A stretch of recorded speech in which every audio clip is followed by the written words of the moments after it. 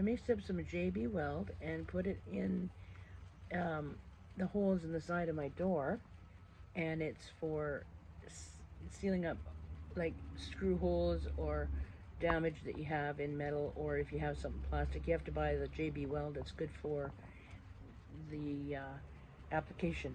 In this case, it was for metal.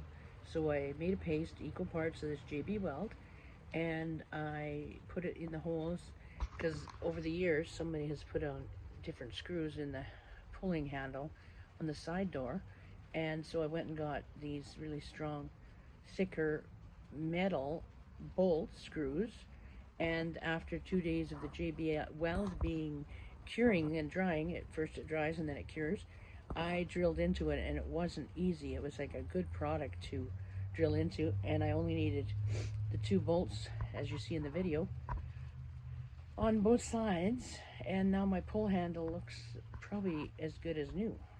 And I cleaned everything up really nice, and yeah, so that I should have probably taken a video of using the JB Weld, but I didn't. Anyway, hopefully you're all having a wonderful day.